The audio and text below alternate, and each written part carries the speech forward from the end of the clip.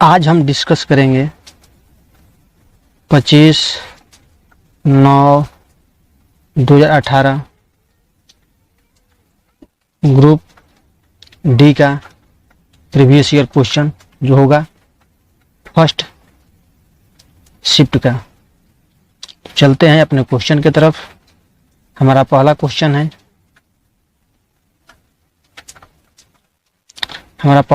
है यूनेस्को की विश्व सूची में शामिल कंचनजंगा बायोस्फीयर रिजर्व किस प्रदेश में स्थित है?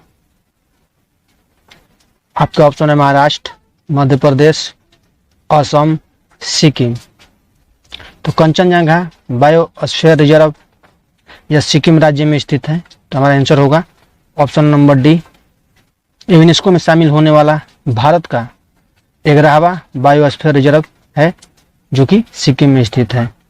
इससे पहले 10 बायोस्फीयर रिजर्व यूनेस्को में शामिल हो चुका है। तो चलते हैं अपने अगले क्वेश्चन पर।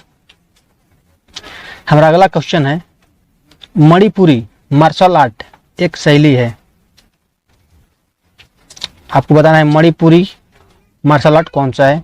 हमारा ऑप्शन है बिहू, थांगता, बगुरुम्बा, रोउफ। आपको बताना है कि इनमें से कौन सा है जो मणिपुरी मार्शल आर्ट है। तो जो थांगता है वो मणिपुरी मार्शल आर्ट है। हमारा राइट आंसर होगा ऑप्शन नंबर बी, थांगता। थांग का अर्थ होता है तलवार और ता का अर्थ होता है भाला। हमारा राइट आंसर होगा थांगता जो कि मणिपुरी मार्शल आर्ट है। तो चलते हैं अपने अगले क्वेश्चन पर।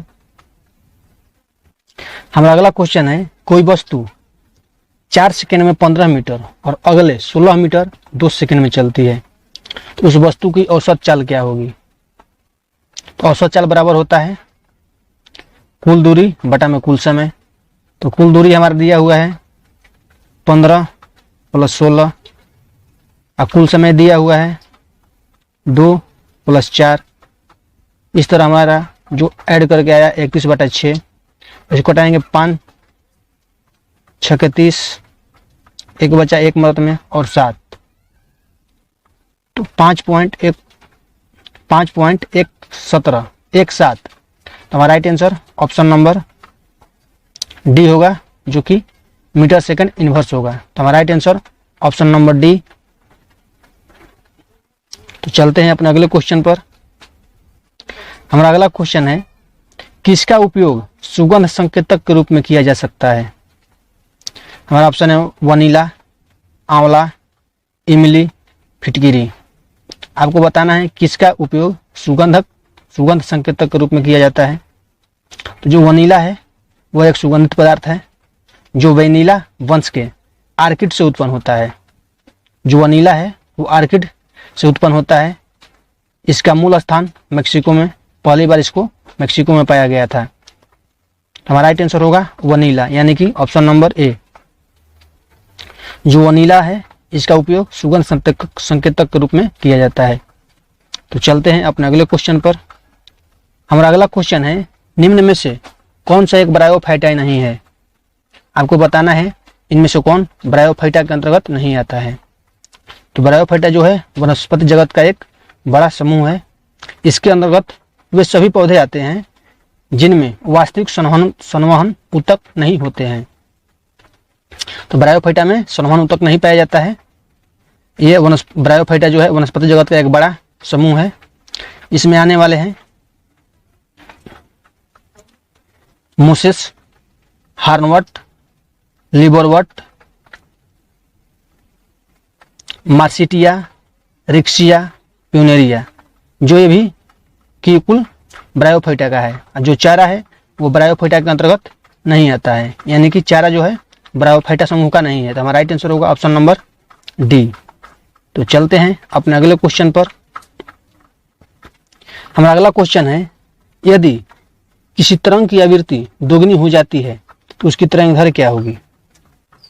यदि किसी तरंग की आवृत्ति दोगुनी की जाती है तो उसकी तरंग दैर्घ्य क्या होगी? हमारा ऑप्शन है मूल आवृत्ति का 3 गुना, मूल आवृत्ति का 2 गुना मूल आवृत्ति का 1/3, मूल आवृत्ति की आधा। तो आपको बताना है कि क्या होगा। तो माध्यम के किसी भी कण एक पूरे चक्कर या कंपन के साथ समय में तरंग जितनी दूरी तय करती है उसे तरंगदैर्घ्य कहते हैं। तरंगदैर्घ्य को लैम्डा से सूचित करते हैं। तरंगदैर्घ्य को लैम्डा से सूचित करते हैं। यदि तरंग की आवृत्ति दोगुनी हो तो तरंगदैर्घ्य उसकी आधी हो जाएगी। तो लैम्डा बराबर v बटा f यानी फ्रीक्वेंसी। तो आपसे पूछा गया है कि आवृत्ति यानी कि फ्रीक्वेंसी को दोगुनी की जाए और इससे हम f को दोगुनी करेंगे तो जो आवृत्ति होगी तरंगदैर्घ्य उसकी आधी हो जाएगी। तो हमारा right answer option number D. तो चलते हैं अपने अगले क्वेश्चन पर। हमारा अगला क्वेश्चन है कौन सा तत्व समूह 17 से संबंधित नहीं है। हमारा ऑप्शन है क्लोरीन, आर्गन, फ्लोरीन, ब्रोमीन। तो जो आर्गन है वो 18वें समूह में है, एक निष्क्रिय गैस है जिसे हम 0 समूह भी कहते हैं। तो हमारा राइट आंसर होगा ऑप्शन नंबर बी। जो आर्गन है वो समूह 18 का तत्व है। तो चलते हैं अपने अगले क्वेश्चन पर। हमारा अगला क्वेश्चन है 200 न्यूटन के एक स्थिर बल के साथ एक लिफ्ट द्वारा किया गया कार्य 1000 जूल है, तब लिफ्ट द्वारा तय की गई दूरी क्या होगी। लिफ्ट द्वारा तय की गई दूरी यानी कि कार्य पूछ रहा है, कार्य बराबर दूरी पूछ रहा है। तो इसमें कार्य बराबर होगा F into D. F into D. तो इसको क्या करेंगे, F कार्य तो दिया हुआ है 1000, कार्य 1000 दिया हुआ है और F फोर्स 200 न्यूटन दिया हुआ है और हमको निकालना है H यानी कि दूरी, डिस्टेंस यानी कि दूरी। तो D बराबर क्या हो जाएगा, तो D बराबर 0 से 0 5 दूनी 10 यानी D बराबर हमारा 5 आ जाएगा। हमारा आंसर होगा 5 मीटर, ऑप्शन नंबर ए। तो दूरी होगी 5 मीटर। 200 न्यूटन का बल लगाकर 1000 जूल जो कार्य किया उसके लिए 5 मीटर दूरी तय करनी पड़ेगी। तो चलते हैं अपने अगले क्वेश्चन पर। हमारा अगला क्वेश्चन है 30 किलोग्राम द्रव्यमान की एक वस्तु 5 मीटर पर सेकंड के एक समान वेग से घूम रही है, तो वस्तु के अधीन गतिज ऊर्जा क्या होगी। तो आपको यूनिट यानी कि इकाई से ही आंसर पता चल जाएगा क्योंकि चारों ऑप्शन में सेम है, केवल इकाई बदला हुआ है। ऑप्शन नंबर ए है 375 न्यूटन, 375 जूल, 375 किलोग्राम मीटर पर सेकंड, 375 पास्कल। तो इसका आंसर हो जाएगा जूल में, इसका आंसर आएगा। तो हमारा आंसर हो जाएगा 375 जूल। यहाँ पर काइनेटिक एनर्जी बराबर होता है 1/2 mv²। यहाँ से गुणा करेंगे 1/2 m दिया हुआ है 30 और v दिया हुआ है 5, तो 5 गुणे 5 करेंगे तो हो जाएगा 15, 15 × 5 = 75, 75 × 5 = 375। हमारा राइट आंसर होगा ऑप्शन नंबर बी। तो चलते हैं अपने अगले क्वेश्चन पर। आपको बताना है कि पारे का अयस्क है। आपको इन चारों ऑप्शनों में से बताना है कौन पारे का अयस्क है। Hematite, magnetite, cinnabar, bauxite. तो पारे का अयस्क सिनेबार है। हमारा right answer option number C होगा। तो चलते हैं अपने अगले क्वेश्चन पर। हमारा अगला क्वेश्चन है Fe plus CuSO4 FeSO4 plus Cu दी गई अभिक्रिया निम्न में से किसका एक उदाहरण है। अपघटन अभिक्रिया, दहन अभिक्रिया, युग्मन अभिक्रिया, प्रतिस्थापन अभिक्रिया। हमारा राइट आंसर होगा ऑप्शन नंबर डी प्रतिस्थापन अभिक्रिया। प्रतिस्थापन प्रतिक्रिया वह रासायनिक प्रक्रिया है जिसमें एक प्रतिक्रियाशील तत्व अपने यौगिक से कम प्रतिक्रियाशील तत्व के प्रति स्थापित करता है। यहाँ पर जो सक्रिय धातु दिया है, सबसे सक्रिय धातु, अधिक सक्रिय धातु लोहा दिया हुआ है और कम सक्रिय धातु कॉपर दिया गया है। उसके जलीय विलयन से विस्थापित करती है। तो इस रासायनिक अभिक्रिया को प्रतिस्थापन अभिक्रिया कहते हैं। तो हमारा राइट आंसर होगा ऑप्शन नंबर डी, प्रतिस्थापन अभिक्रिया। हमारा अगला क्वेश्चन है कि लेंस का फॉर्मूला बताना है। आपके सामने ऑप्शन है, ऑप्शन नंबर ए में दिया हुआ है 1/f प्लस 1/u बराबर 1/v। ऑप्शन नंबर बी है 1/v माइनस 1/u बराबर 1/f। ऑप्शन नंबर सी है 1/f प्लस 1/v बराबर 1/u। और ऑप्शन नंबर डी है 1/v प्लस 1/u बराबर 1/f। तो लेंस का फॉर्मूला होता है 1/v माइनस 1/u बराबर 1/f। हमारा right answer option number B होगा, जो कि राइट आंसर है। और यहाँ पर जो ऑप्शन नंबर डी है यह दर्पण का फॉर्मूला है। जो ऑप्शन नंबर डी है यह दर्पण का फॉर्मूला है और ऑप्शन नंबर बी लेंस का फॉर्मूला है। तो चलते हैं अपने अगले क्वेश्चन पर। हमारा अगला क्वेश्चन है पृथ्वी पर किसी वस्तु का द्रव्यमान 10 kg है। पृथ्वी पर किसी वस्तु का द्रव्यमान 10 kg है, तो पृथ्वी पर इसका भार क्या होगा। हमारा ऑप्शन है 980 न्यूटन, 98 न्यूटन, 10 न्यूटन, 9.8 न्यूटन। तो यहाँ पर हम जो 10 kg द्रव्यमान दिया हुआ है इसे g के मान से गुणा कर देंगे। तो 0 से 0 कट जाएगा, तो हमारा आंसर हो जाएगा 98। Option number B 98 newton. तो चलते हैं अपने अगले क्वेश्चन पर। हमारा अगला क्वेश्चन है थियोसोफिकल सोसाइटी की स्थापना कब हुई। 1885 ईस्वी, 1875 ईस्वी, 1873 ईस्वी, 1876 ईस्वी। तो जो थियोसोफिकल सोसाइटी की स्थापना हुई थी वो हुई थी 1875 ईस्वी में। 17 नवंबर 1875 ईस्वी में हेलेना ब्लावात्स्की के द्वारा, हेलेना ब्लावात्स्की के द्वारा 17 नवंबर 1875 को न्यूयॉर्क में किया गया था स्थापना। 1875 हमारा राइट आंसर होगा, ऑप्शन नंबर बी। तो चलते हैं अपने अगले क्वेश्चन पर। हमारा अगला क्वेश्चन है निम्नलिखित में से कौन सा कृमि हाथी पाँव के कारण होता है। हमको बताना है कौन सा कृमि जो है हाथी पाँव का कारण होता है, यानी हाथी पाँव जो बीमारी होती है फैलेरिया, वो किसके कारण होती है।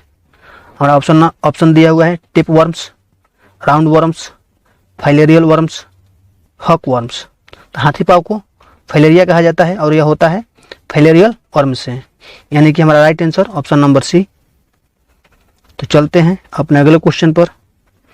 हमारा अगला क्वेश्चन है सूर्य द्वारा उत्सर्जित हानिकारक विकिरण है गामा किरणें, परावैंगनिक विकिरण, अवरक्त विकिरण, अल्फा किरण। तो सूर्य द्वारा उत्सर्जित हानिकारक विकिरण है परावैंगनिक विकिरण। हमारा right answer option number B. हमारा अगला क्वेश्चन है सड़क सुरक्षा और राजमार्ग उपयोगकर्ताओं के लिए भारत सरकार ने किस ऐप को लॉन्च किया है। हमारा ऑप्शन है सुख यात्रा, सुरक्षित यात्रा, सुलभ यात्रा, सुखद यात्रा। तो सड़क सुरक्षा और राजमार्ग उपयोगकर्ताओं के लिए भारत सरकार ने सुखद यात्रा ऐप लॉन्च किया है। हमारा right answer option number D. हमारा अगला क्वेश्चन है 12 ग्राम द्रव्यमान की एक गोली को एक राइफल से दागा जाता है। गोली इसके बैरल से होकर जाने में कुल 0.006 सेकंड का समय लेती है और इसे 300 मीटर पर सेकंड के वेग से छोड़ती है। राइफल द्वारा गोली पर आरोपित बल क्या होगा। आपके सामने ऑप्शन है 720 न्यूटन, 180 न्यूटन, 900 न्यूटन और 600 न्यूटन।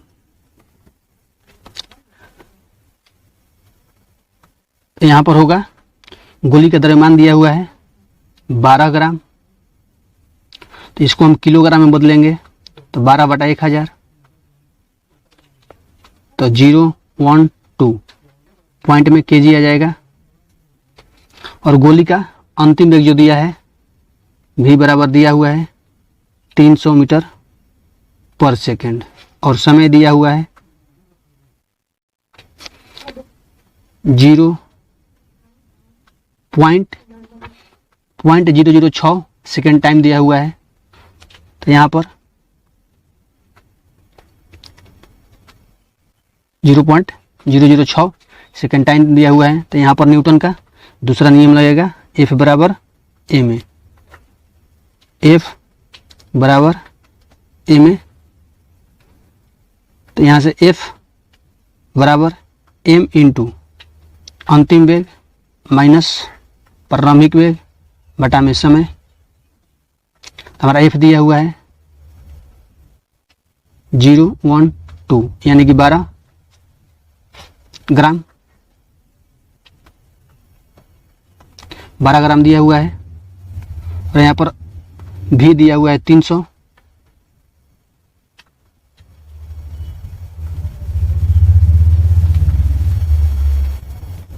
यहाँ पर लिख दे रहे हैं m दिया हुआ है 0.12 ग्राम किलोग्राम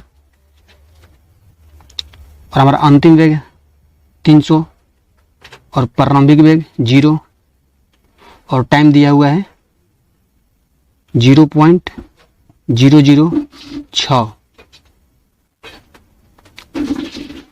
यहाँ से हम इसको कटाएंगे तो आ जाएगा,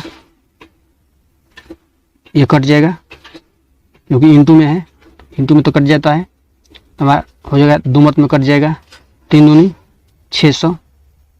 तो 600 न्यूटन हमारा राइट आंसर होगा। तो F बराबर आ जाएगा 600 न्यूटन। तो हमारा 600 न्यूटन आंसर होगा। तो देखते हैं हमारा 600 ऑप्शन कौन सा ऑप्शन में दिया हुआ है। ऑप्शन नंबर डी जो दिया है हमारा राइट आंसर है। तो चलते हैं अपने अगले क्वेश्चन पर। हमारा अगला क्वेश्चन है, भारत का प्रथम रक्षा इंक्यूबेटर्स किस शहर में स्थापित किया गया है। उस समय का करंट अफेयर था जो 2017 में स्थापित हुआ था। प्रथम रक्षा इंक्यूबेटर्स जो कि एक स्टैटिक जीके का रूप ले लिया है। तो आपसे पूछ सकता है कि भारत का प्रथम रक्षा इंक्यूबेटर्स किस शहर में स्थापित या किस शहर में स्थापना की गई है। हमारा ऑप्शन है बेंगलुरु, हैदराबाद, अहमदाबाद, नई दिल्ली। तो भारत का प्रथम रक्षा इंक्यूबेटर्स हैदराबाद में स्थापित किया गया है। Right answer option number B. हमारा अगला क्वेश्चन है, परमाणु संख्या 56 वाला तत्व किस ब्लॉक से संबंधित है। आपके सामने डी, एस, एफ, पी। तो बताना है कि 56 वाला तत्व जो है वो किस ब्लॉक से संबंधित है। तो जो 56 वाला तत्व है वो इस ब्लॉक में से संबंधित है। हमारा राइट आंसर होगा ऑप्शन नंबर बी।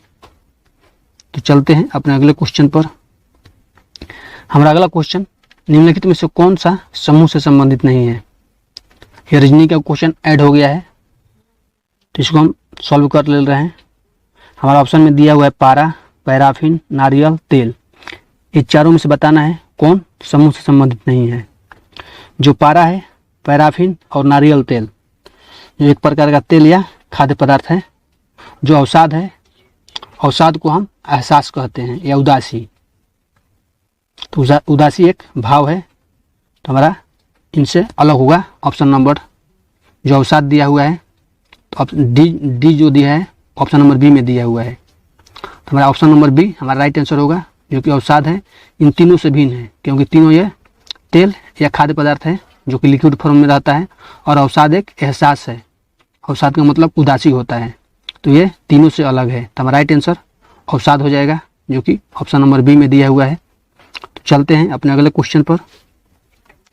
हमारा अगला क्वेश्चन है, जल का वाष्पीकरण होता है हिमांक बिंदु पर, संलग्न तापमान पर, समस्त तापमानों पर, क्वथनांक बिंदु पर। तो आप सबको पता है कि जल का वाष्पीकरण किसी भी तापमान पर हो सकता है। तो हमारा राइट आंसर होगा समस्त तापमानों पर, यानी कि ऑप्शन नंबर सी हमारा राइट आंसर है। तो चलते हैं अपने अगले क्वेश्चन पर। एंजियोस्पर्म के प्रजनन भाग किस में स्थित होते हैं। जो एंजियोस्पर्म होता है, जो कि अवितबीजी पौधा, इसका प्रजनन भाग किस में स्थित होता है? हमारा ऑप्शन है पुष्प में, पत्तियां में, जड़ में, तना में। तो आवृतबीजी पौधों का प्रजनन अंग पुष्प में स्थित होता है और इनमें दोहरा निषेचन भी होता है। तो हमारा राइट आंसर होगा ऑप्शन नंबर ए। आपसे क्वेश्चन घुमाकर भी पूछ सकता है कि दोहरा निषेचन किस कुल का होता है, किस पौधे में होता है? तो आवृतबीजी यानी कि एंजियोस्पर्म हमारा राइट आंसर होगा। तो ऑप्शन नंबर इसका आंसर होगा पुष्प। आपसे पूछा गया है एंजियोस्पर्म का प्रजनन भाग यानी कि आवृतबीजी पौधे का प्रजनन भाग पुष्प में होता है और इसमें दोहरा निषेचन भी होता है। तो चलते हैं अपने अगले क्वेश्चन पर। हमारा अगला क्वेश्चन है, भारतीय अर्थव्यवस्था को गति देने वाले परिवहन के मुख्य साधन क्या है? हमारा ऑप्शन है पानी के जहाज, साइकिल, रेलवे, बैलगाड़ी। तो भारतीय अर्थव्यवस्था की गति देने वाले परिवहन का नाम रेलवे है। जो रेलवे है, रेलवे से अर्थव्यवस्था को भारत पे प्रभाव पड़ता है। तो हमारा राइट आंसर रेलवे हो जाएगा। रेलवे जो है मुख्य साधन है भारतीय अर्थव्यवस्था का। हमारा अगला क्वेश्चन है, वेग और समय के गुणनफल प्रदान करता है। आपको वेग और समय में गुणा करने पर क्या प्राप्त होगा? तो वेग और समय का गुणनफल विस्थापन होता है। तो हमारा आंसर होगा ऑप्शन नंबर बी, विस्थापन। विस्थापन बराबर होता है वेग गुणे समय।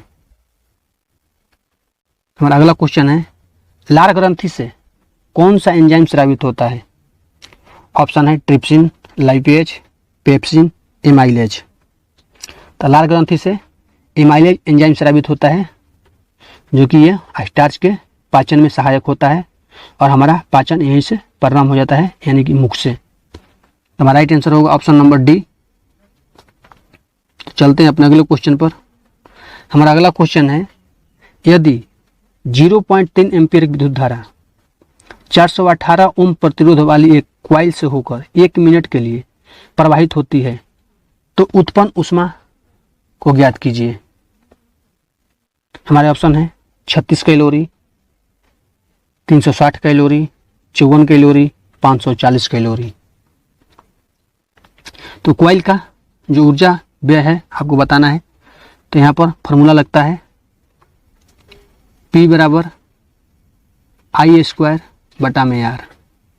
तो आई हमारा दिया हुआ है 0.3, 0.3 का स्क्वायर और आर दिया है प्रतिरोध 418।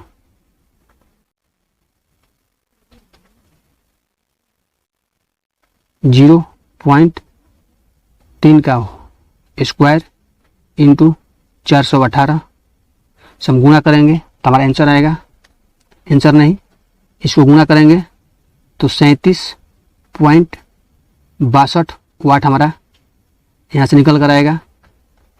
और यहाँ पर 1 मिनट समय दिया है तो उसको सेकंड में बदलेंगे तो हमारा 60 सेकंड हो जाएगा। और 37.62 में 60 से गुणा करेंगे, 37.62 में 60 से गुणा करेंगे और 1 कैलोरी का मान होता है, 1 कैलोरी का मान होता है 4.184। तो यहाँ से हमारा निकल कर आएगा 257.2 बटे में 4.184।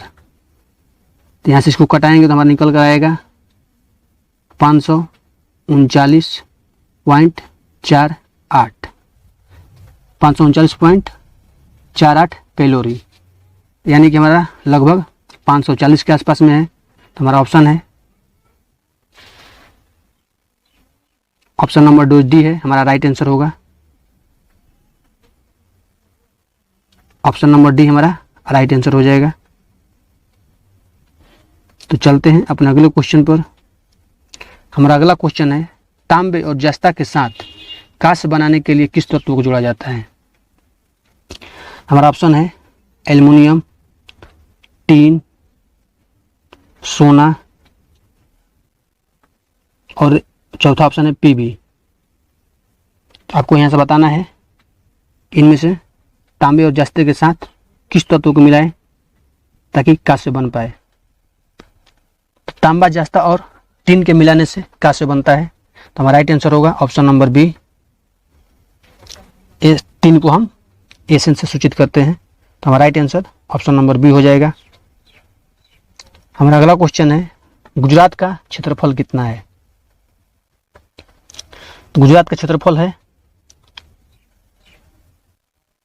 1,96,024 किलोमीटर स्क्वायर, यानी कि ऑप्शन नंबर जो बी है हमारा राइट आंसर है। जो भी क्वेश्चन हम डिस्कस कर रहे हैं ये ग्रुप डी 2018 में पूछा गया क्वेश्चन है, जो कि 25/9/2018 फर्स्ट शिफ्ट का यह पेपर का क्वेश्चन है। तो चलते हैं अपने अगले क्वेश्चन पर। हमारा अगला क्वेश्चन है, सूरत से होकर बहने वाली नदी कौन सी है? हमारा ऑप्शन है किम नदी, रूपेन नदी, महानदी, ताप्ती नदी। तो जो ताप्ती नदी है वो सूरत से होकर बहती है। तो हमारा right answer option number D होगा, और यह पूरब से पश्चिम की ओर बहने वाली नदी है, जो कि अरब सागर में गिरती है। हमारा अगला क्वेश्चन है, सांद्र नाइट्रिक अम्ल और सांद्र हाइड्रोक्लोरिक अम्ल का किस अनुपात में मिलाकर एक्वा रेजिया बनाया जाता है, ताकि उसमें सोना और प्लेटिनम को घोला जा सके? तो नाइट्रिक अम्ल 1 अनुपात में होता है और हाइड्रोक्लोरिक अम्ल 3 अनुपात में होता है। तो हमारा राइट आंसर होगा ऑप्शन नंबर 1:3, यानी ऑप्शन नंबर डी हमारा राइट आंसर हो जाएगा। नाइट्रिक अम्ल 1 और हाइड्रोक्लोरिक अम्ल 3, इन दोनों को मिलाकर एक्वा रेजिया बनाया जाता है, जिसमें सोना और प्लेटिनम को घोला जा सके। तो हमारा right answer option number D होगा। हमारा अगला क्वेश्चन है, कार्बनिक पदार्थ के अपघटन द्वारा पृथ्वी की सतह के अंदर निर्मित ईंधन को कहा जाता है? कार्बनिक पदार्थ के अपघटन द्वारा पृथ्वी की सतह के अंदर निर्मित ईंधन को क्या कहा जाता है? हमारा ऑप्शन है चारकोल, बायोमास, लकड़ी, फॉसिल। कार्बनिक पदार्थ के अपघटन द्वारा पृथ्वी के सतह के अंदर निर्मित ईंधन को फॉसिल ईंधन कहा जाता है, यानी कि हमारा right answer option number D. तो चलते हैं अपने अगले क्वेश्चन पर। हमारा अगला क्वेश्चन है, पीसीए बैंकों की वित्तीय स्थिति की देखरेख का पर्यवेक्षक निकाय। जो पीसीए है बैंकों की वित्तीय स्थिति की देखरेख का पर्यवेक्षक निकाय है, इसका फुल फॉर्म बताना है। आपके सामने ऑप्शन है prompt corrective action, possible collective action, possible corrective action, prompt collective action. तो आपका इसका आंसर हो जाएगा प्रोमोट करेक्टिव एक्शन। तो हमारा right answer option number A होगा। तो चलते हैं अपने अगले क्वेश्चन पर। हमारा अगला क्वेश्चन है, निम्नलिखित में से कौन सा वेद जादुई अनुष्ठानों और वशीकरण के बारे में बतलाता है? हमारा ऑप्शन है अथर्ववेद, सामवेद, ऋग्वेद, यजुर्वेद। तो जो अथर्ववेद होता है इसमें जादू टोना या वशीकरण के बारे में जिक्र किया गया है। तो हमारा राइट आंसर होगा ऑप्शन नंबर ए, अथर्ववेद। आज का क्वेश्चन हमारा यहीं समाप्त हुआ। तो अगर आप हमारे चैनल पर पहली बार आए हैं तब हमारे चैनल को सब्सक्राइब करें, शेयर करें, लाइक करें और कमेंट में अपना स्कोर जरूर बताएं।